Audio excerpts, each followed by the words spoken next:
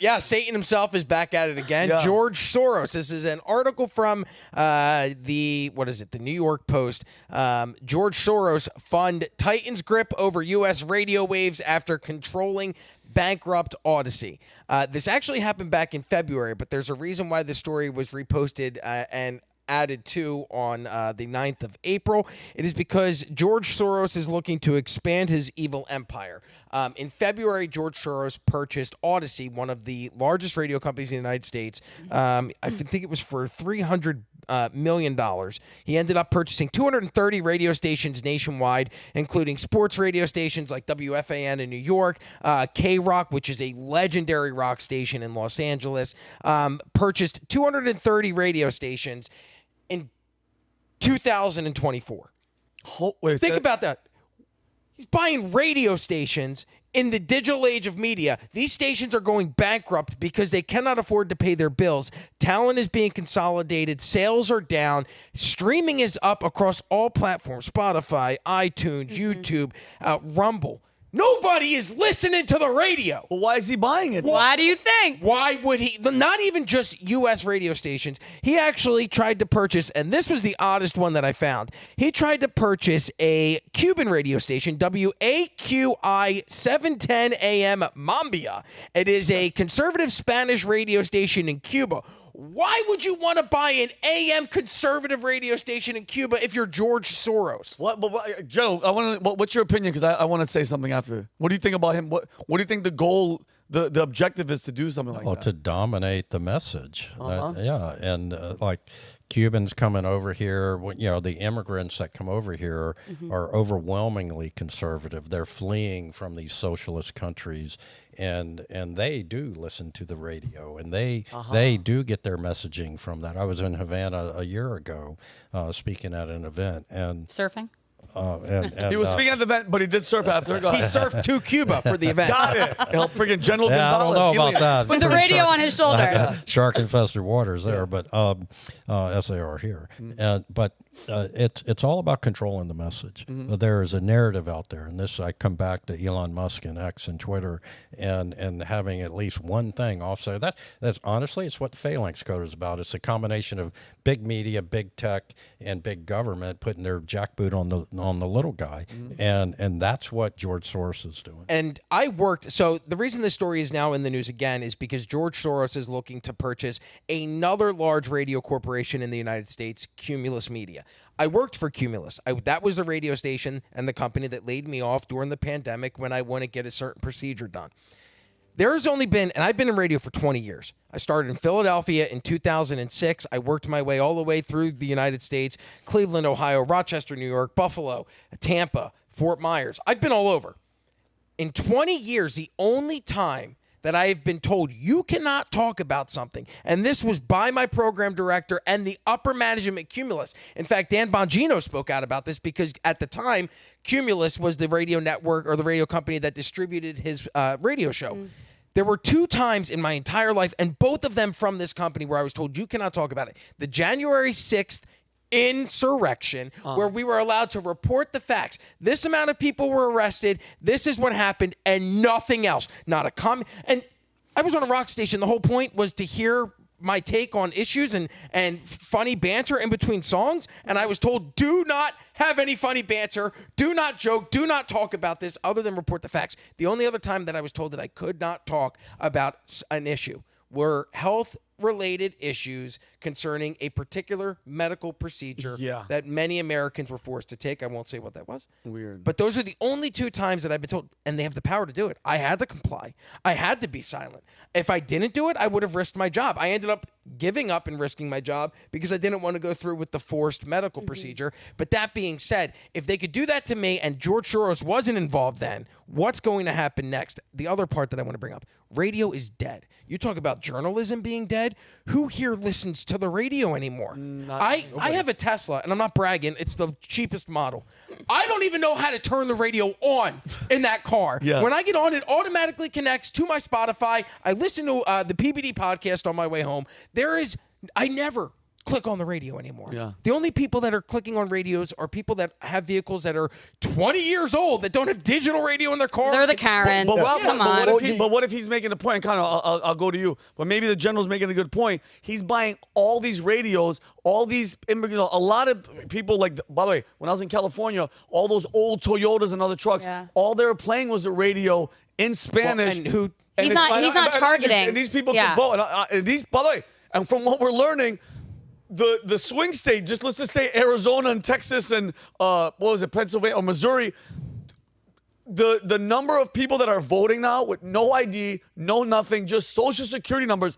Those are the workers. Those are the people that are driving to work in these old ass Toyotas. Just it's not the average person. He's not targeting us. Yeah, He's not targeting well, as the driver of an old Toyota, I drive a Corolla from 2007. Gangster. When I got it, it had a cassette player in the dashboard.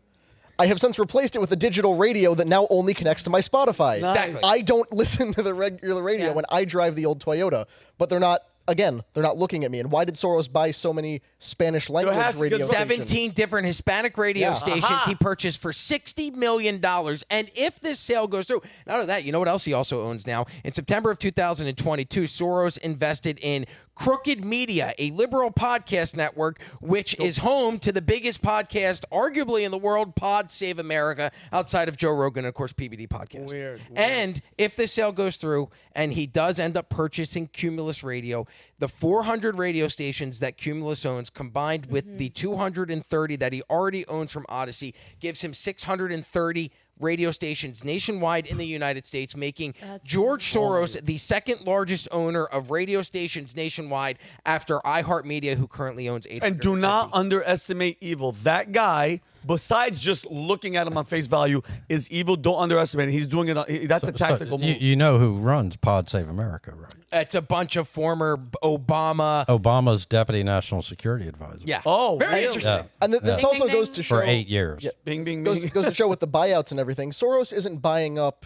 individual stations. He's not like going to a bunch of different management groups and like, hey, let me buy your station directly. He's buying out with a bunch of other people radio conglomerates that manage the parent companies that manage each station, which really goes to show how on rails this whole thing is because, there's 500 options of stations to listen to. Yeah, but they're owned by 3 people. You know what this reminds me of? Sinclair Broadcasting. No affiliation, by the way. The TV network, the TV company. Yes, they own a lot. We got a peek of behind the kimono during COVID as to how they basically own local television. Sinclair Broadcasting basically owns and runs all of local television. Those puppets that we saw reciting that speech during COVID.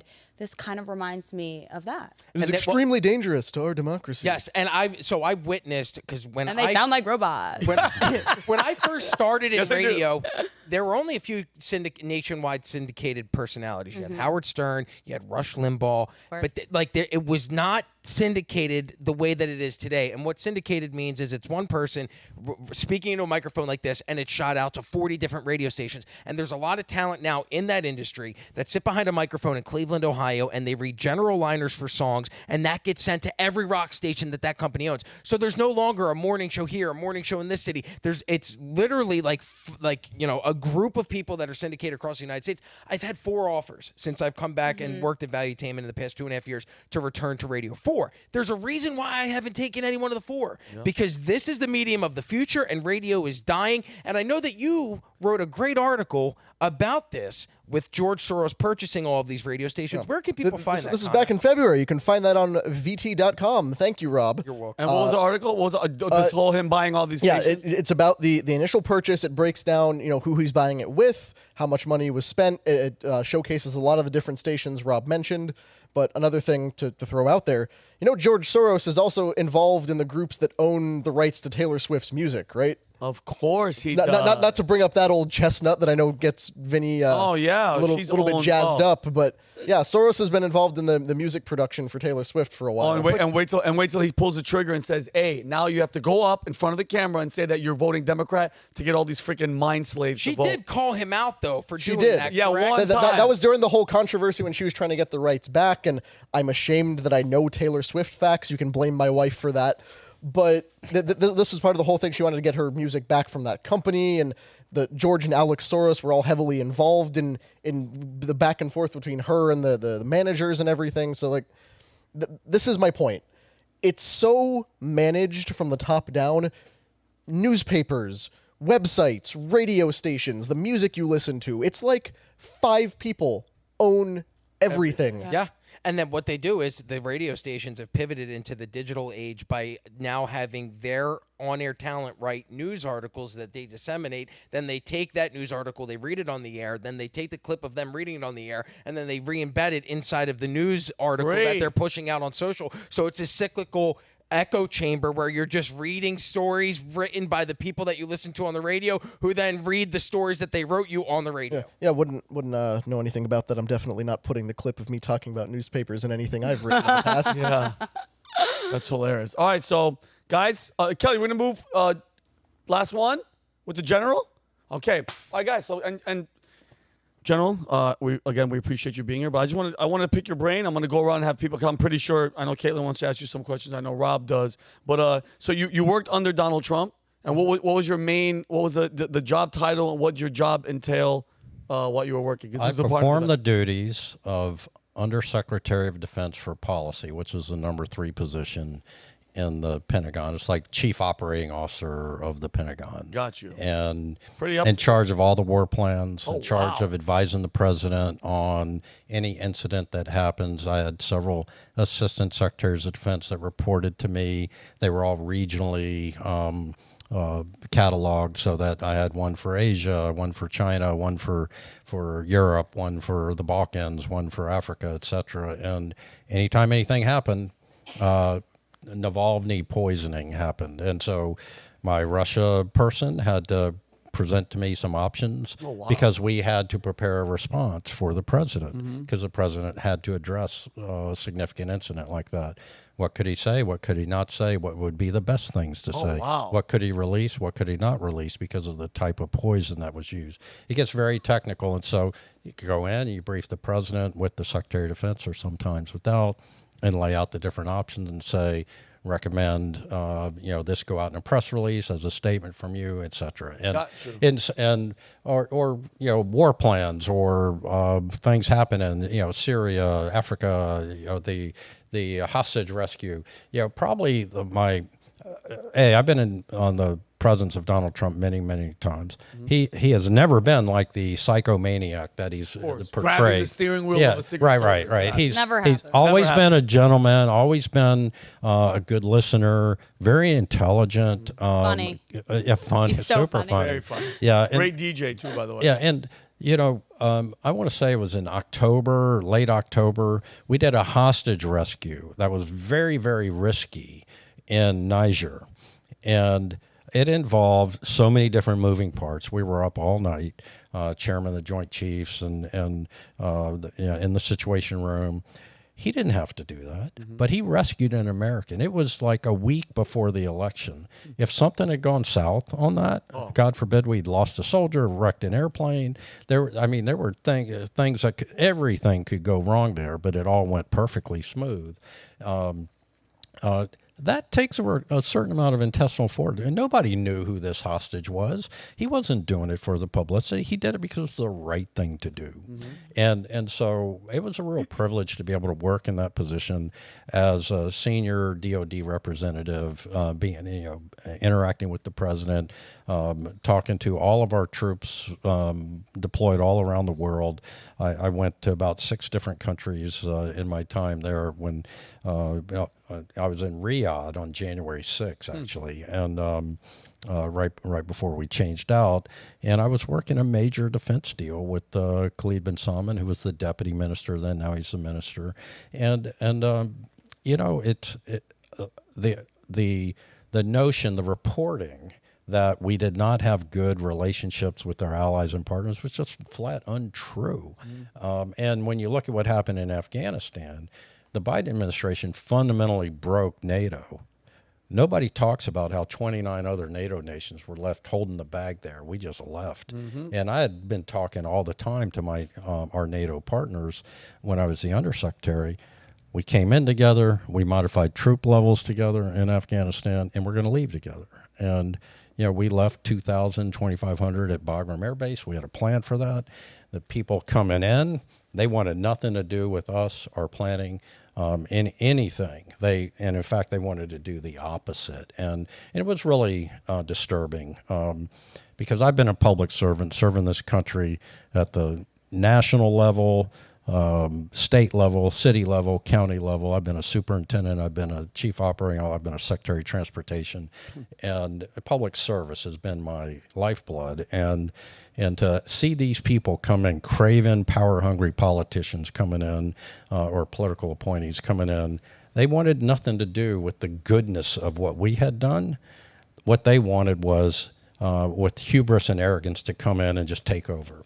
So, General, how much? I'm pretty sure I know what your answer is going to be, but how much of all the chaos that's happening right now, globally, Israel, Hamas, Russia, Ukraine, Houthis? I mean, I could keep going. How much of it is because of the fact that Donald Trump is not in? Because I feel personally, it's 100%. Yeah, please unpack that. The Biden administration, the philosophy that they have, to the extent that they have one, is one of do everything the opposite of what Trump did. We were doing the Abraham Accords. They shut all that down. They didn't want peace in the Middle East. They didn't want economic ties. Economic ties was the genius behind the Abraham Accords. Get the Saudis and the Emiratis and the Israelis building businesses together to build those bridges. They came in. They purged people off of all these presidentially appointed boards. I was appointed by the president to the Defense Policy Board, very prestigious board. Kissinger's was still on it when I was there. The Madeleine Albright was on that. And it was always tradition that the outgoing undersecretary was on this list. Secretary Austin just purged all those. I know Lloyd Austin. I was his deputy commanding general when he was commanding general, 10th Mountain Division. Oh, wow. I was an airborne battalion commander for him when he was an airborne brigade commander at 82nd Airborne. Oh, wow. So what did I ever do to him? But he took everybody off these lists. And you talk about, sort of fascism and totalitarianism. That's really what we've got going on here. And this group think that they have the best ideas. They don't. They are so flawed in their thinking that they embarrassed us in Afghanistan and fractured an entire generation of veterans that served there. Yep. I had soldiers calling me crying, say, "Sir, what did my time count? Was it worth it?" And then that led directly to Putin saying, these guys are Keystone cops, and he moves to the border of Ukraine. He attacks Ukraine. There was no diplomacy. So think about what I said about fracturing NATO when we left. What better way to kind of paper over that than to have a threat against NATO?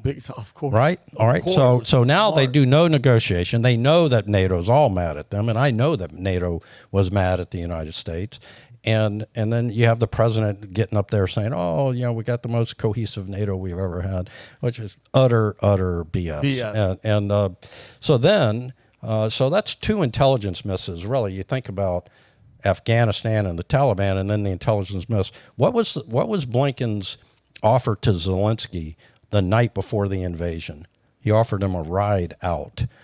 Remember this. I don't know if it's never talked about. It's your famous journalist. Blinken offered Zelensky a ride out of Kyiv on the eve of the invasion. Okay. Think about that. I'll give you the headline a different way. Biden offered to Putin to decapitate the Ukrainian government on the eve of the invasion. That would be the headline if it were Trump. Wow. But so Zelensky famously said, "I don't need a ride, I need ammo." Oh, wow. Right? So think about how, and remember, the Biden administration denied the Polish offer of MiG jets very early on in the war. Think about if Trump did that. Oh, forget it. Trump helps Putin by denying, refusing arms to Ukraine. So this whole thing is kind of turned, but it was a big intelligence miss. The intelligence miss on October 7th last year with Hamas. So that's three major intelligence misses. And then we don't know what intelligence miss we have had on the border because it hasn't manifested yet. Not yet, but it's definitely coming. We're gonna. Right. What, Jeff, to say So that's. I'll shut up now. No, please jump because all those that you're saying, especially the Hamas, the one that bothers me the most, besides, I mean, our border and that one terrorist, that known terrorist, Rob, that was like, oh, soon you're going to know my name. Mind you, no arrest, no nothing. He's still in our country. Yeah. The Hamas, just briefly, General, the Hamas-Israel thing, Egypt knew a year in advance. They let them know how in God's name can attack like that happen with one of the most secure places in the world. They asked John Kirby, I think it was 2 weeks after, and he said, now's not the time. Famously, now's not the time. I tweeted at him, I said, is now the time? It's been almost 40,000 dead. When is the time? How could something of that magnitude go miss, another failure of intelligence, and for those terrorists, for Hamas, to run wild for 6 to 12 hours? That whole intelligence apparatus is focused on the American people to a large extent. The NSA, the FBI, the CIA, they're being weaponized against the American people. And because of this philosophy that this administration has, it misaligns their purpose. Their purpose is to provide intelligence to the decision makers in the federal government to be able to provide safety and security to the United States, home and abroad, people and property. That is it. And they are hamstrung in their ability to do so because of this misalignment in philosophy, where they are given the mission to help them, the people in power politically, which is so far out of line. It's against the Constitution. It's not coincident with what they're supposed to be doing. And so that's why we have these intelligence failures, because they're looking at the wrong stuff, and they have bad guidance, and so they're 0 for 3 right now. Afghanistan, Ukraine, Israel. Yeah, what's next? So what's next? Yeah, exactly. Well, question off this. I'm curious your thoughts as to a perspective like Vivek Ramaswamy's. It's been a little bit popular. He wants to disband all of these 3-letter institutions, right? The CIA, the FBI. Is just disbanding like that. Do you see that as dangerous? I mean, we need these institutions in place, but we need them not to be weaponized against the American people. So is his view to you dangerous?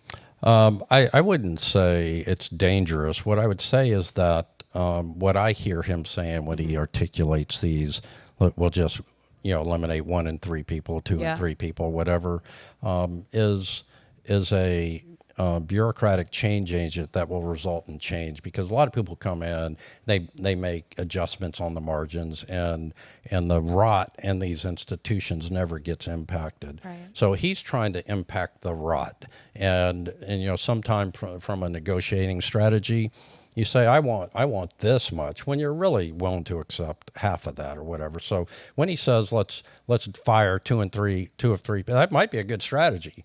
I was a captain in the Pentagon for a year, and it was kind of I was wandering around there doing some crazy job. But I would come home and think you could get rid of at least 1 in 3 people in this building and have no impact.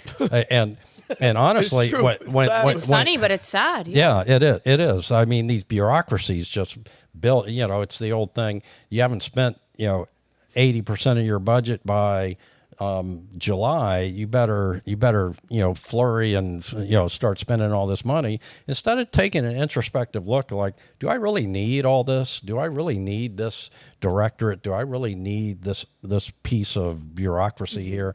Like the whole DEI thing, you could flush that down the toilet and save billions of dollars, right? Yeah. Within the federal government, yeah. You could. Yeah. What were you gonna say, Connor? So, General, I wanted to bring it back to the thing you mentioned earlier. You said that a lot of the problems we've been having internationally, 100% because Trump is not in the White House. Now we have Biden. As Vinny mentioned, we have Russia, Ukraine, Israel, Hamas, and Hamas being a proxy for Iran. Iran's now threatening open action against Israel. China's circling Taiwan, and Xi apparently told Biden a while back, like, it's gonna happen. We're gonna go into Taiwan. So these are all problems that have cropped up under Biden, like you said.